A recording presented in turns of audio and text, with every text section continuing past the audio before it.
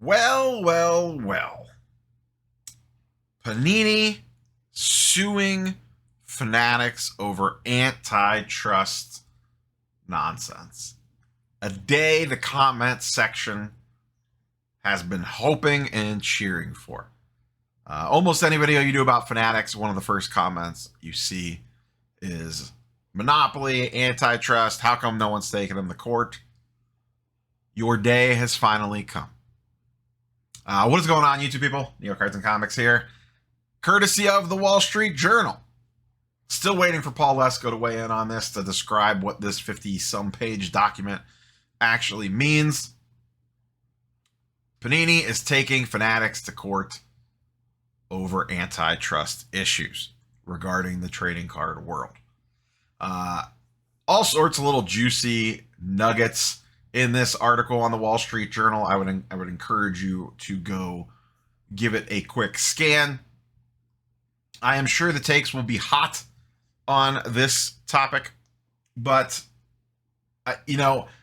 realistically, and I'm absolutely no legal expert. Insert Law and Order clip here, but I feel like most of the time these things don't typically work. Once again, no legal expert, but this feels like a last grasp attempt by Panini to try to hang on to the last threads of the industry that they have. We don't know what Fanatics will bring. They could be good, they could be bad. It'll probably be somewhere in the middle, let's be honest. But let's be honest, Panini put themselves in this situation on their own. They had the exclusive licenses. That's why this whole thing's kind of funny. They had the exclusive licenses to basketball and football and kind of screwed the pooch with it. They just kept doing things the way that they were done, and in some cases got even worse.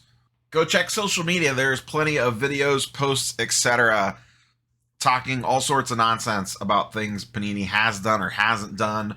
They're years behind on redemptions in some cases. The lack of game used materials on patches and cards, that's gotten extremely worse. They don't even try anymore with that. It's literally stuff off the shelf. The games that they play with distribution, quality control, the whole 9 yards. I mean, they have really kind of taken it for granted. They have taken us for granted over the years, and that left the door open for Fanatics to come in, and they did. And they're going to do what they're going to do. Now, can you scream monopoly? Can you scream antitrust? There's probably some merit to that. Does this case have legs? My blind guess is probably not.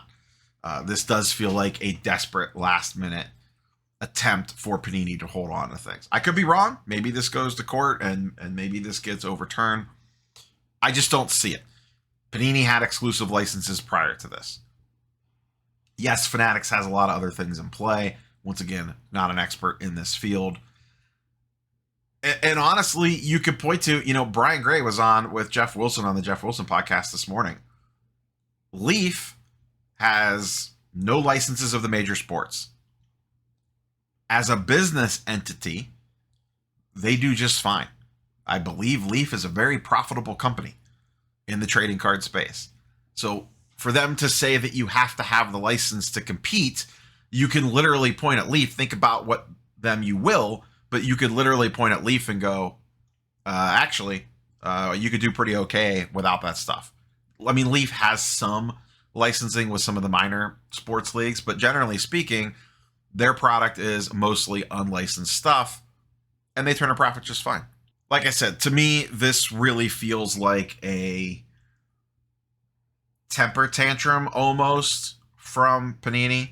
And if I was them, I would do the same thing. Hey, you're a company. It's your legal right to go for this.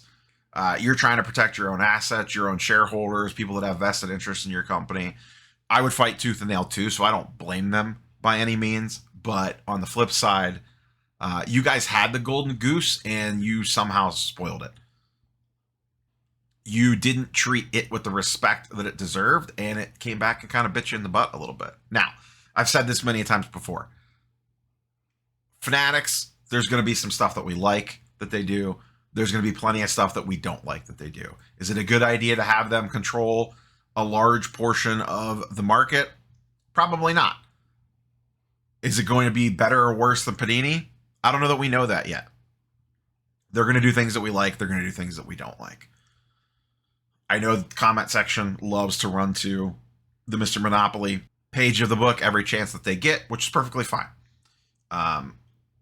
I'm just slightly more optimistic, I guess, than most. Maybe I'm gullible. Maybe I'm an idiot. Time will tell. I'm sure this is going to be a quick little video just to kind of let you know that this is going on and to kind of point you in the direction of the Wall Street Journal article. I am sure this will not be the last we are talking about this. Once again, there are some pretty good, funny little quotes in here about what they're going after. I am sure if you're not following Paul Esco, you should be. I am sure he will have a major breakdown of this whole thing. This document is 50-some pages long. Like I said, I am sure we'll be revisiting this later in the week.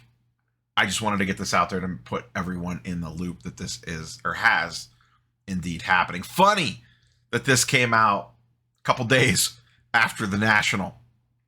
I wonder how intentional that was. To have this come out right after the National and not during or before the National. So, curious for your thoughts and comments as always down below. We will catch you boys and girls on the next one. Peace.